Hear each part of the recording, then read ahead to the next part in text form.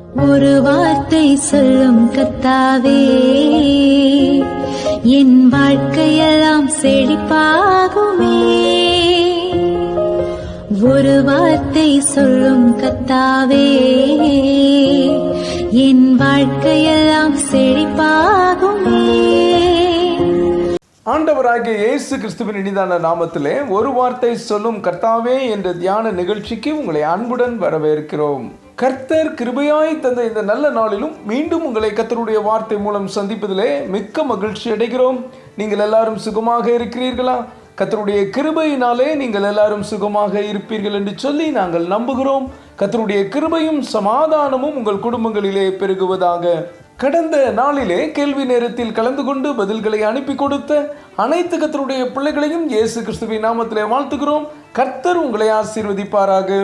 மீகா 2ஆம் அதிகாரம் 7ஆம் வசனம். யாக்கோபு வம்சம் என்று பெயர் பெற்றவர்களே, கர்த்தரின் ஆவி குறுகி இருக்கிறதோ, அவருடைய கிரியைகள் இவைதானோ? செம்மையாய் நடக்கிறவனுக்கு என் வார்த்தைகள் நன்மை செய்யாதோ?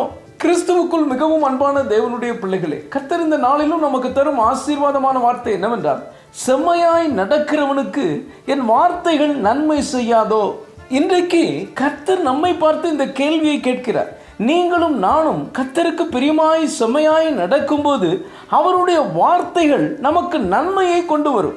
அவர் வார்த்தையாகிய தேவன். யோவான் 1ஆம் அதிகாரம் 1ஆம் வசனத்தில் வாசிக்கிறோம் அல்லவா? ஆதியிலே வார்த்தை இருந்தது, அந்த வார்த்தை தேவனிடத்தில் இருந்தது, அந்த வார்த்தை தேவனாய் இருந்தது. எனக்கு அன்பான தேவனுடைய பிள்ளைகளே, கர்த்தருடைய வார்த்தை வல்லமை உள்ளது. அவருடைய வார்த்தையை நீங்கள் விசுவாசியுங்கள். ஜனங்கள் உங்களை பற்றி என்ன சொன்னாலும் கவலைப்படாதீர்கள். நீங்கள் ஏதோ பாவம் செய்து விட்டீர்கள், அதனால்தான் உங்கள் குடும்பத்தில் நல்ல காரியம் நடக்கவில்லை, உங்களுக்கு நன்மை ஆசீர்வாதம் வரவில்லை என்று அவர்கள் சொன்னால் நம்பாதீர்கள். அதுவும் இல்லாமல் உங்களையே நீங்கள் குற்றப்படுத்தி கொண்டு நொந்து போய், நான் ஏதாவது பாவம் செய்திருப்பேனோ, என்னால் தான் என் குடும்பம் கஷ்டப்படுகிறதோ, இப்படி எதையாவது நினைத்து வேதனையோடு வாழாதீர்கள். நீங்கள் செம்மையாய் நடக்கிறீர்கள் என்று உங்கள் மனதிற்கு தெரியும் அல்லவா? கர்த்தரை, கர்த்தருடைய வார்த்தையை முழுமையாய் நம்புகிறீர்கள் அல்லவா? உங்களுக்கு நன்மை உண்டாகும். சோர்ந்து போகாதீர்கள். ஆதியாகமம் 39ஆம் அதிகாரம் 2ஆம் வசனத்தை நாம் வாசிப்போம். கர்த்தர் யோசேப்போடு இருந்தார், அவன் காரிய சித்தி உள்ளவனானான், அவன் எகிப்தியனாகிய தன் எஜமானுடைய வீட்டிலே இருந்தான். இங்கே நாம் யோசேப்பை குறித்து வாசிக்கிறோம். யோசேப்பு கர்த்தருக்கு பயந்து செம்மையாய் நடக்கிறவன். கர்த்தர் அவனோடு கூட இருந்தார். அவன் நிமித்தமாக அந்த எகிப்தியன் போத்திபார் வீட்டையும் கர்த்தர் ஆசீர்வதித்தார்.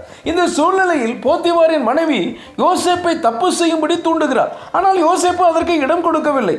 தேவனுக்கு விரோதமாக பாவம் செய்ய மாட்டேன் என்று தப்பி ஓடுகிறான். கடைசியில் செய்யாத குற்றத்திற்கு சிறையில் அடைக்கப்பட்டு தண்டனை அனுபவிக்கிறான். கொஞ்சம் யோசித்து பாருங்கள். யோசேப்பு செம்மையாய் நடக்கவில்லையா? அவன் கர்த்தருக்கு பயந்து அவருடைய வார்த்தையின்படி தானே நடந்தான். அப்புறம் ஏன் அவனுக்கு நன்மை நடக்கவில்லை?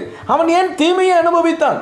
ஏறக்குறைய 13 வருஷங்களுக்கு பிறகு அவன் எகிப்து தேசத்திற்கு அவனுடைய 30வது வயதில் அதிகாரி ஆகிறான். அதுவும் மிகப்பெரிய ராஜ பதவி.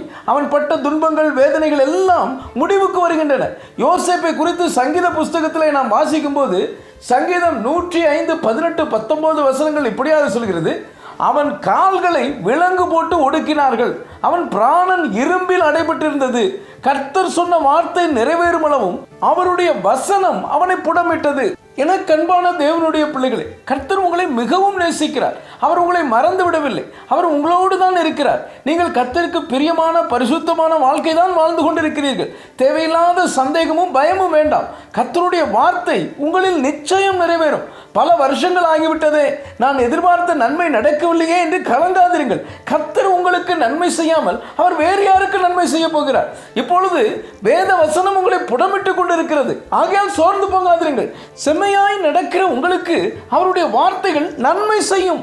ஜெபிப்போம். அன்பின் பரலோக பிதாவே, இந்த நல்ல நேரத்துக்காய் நன்றியோடு உம்மை துதிக்கிறோம், உம்மை ஸ்தோத்திரிக்கிறோம்.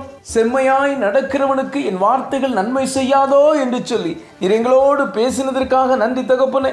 இந்த வார்த்தைகளை கேட்டுக்கொண்டிருக்கிற உடைய பிள்ளைகளுடைய பயங்கள், கலக்கங்கள் எல்லாவற்றையும் நீர் எடுத்து போட்டு உடைய பிள்ளைகளுக்கு நீர் நன்மை செய்கிறதற்காக ஸ்தோத்திரம். உடைய பிள்ளைகளை திடப்படுத்தும், பலப்படுத்தும், தைரியப்படுத்தும். இயேசுவின் மூலம் ஜெபிக்கிறோம் நல்ல பிதாவே, ஆமென், ஆமென். இன்றைய கேள்வி, யோசேப்பு எத்தனை வயதில் எகிப்திற்கு அதிகாரி ஆனான்? ஏ 38, பி 35, சி 30, டி 28. இந்த கர்த்தருடைய வார்த்தை உங்களுக்கு ஆசீர்வாதமாக இருந்திருக்கும். ஏனால் தயவு செய்து லைக் பண்ணுங்கள். உடைய நண்பர்களுக்கும் உறவினர்களுக்கும் வாட்ஸ்அப்பில் இருக்கிற அனைத்து குழுக்களுக்கும் அனுப்பி கொடுங்கள்.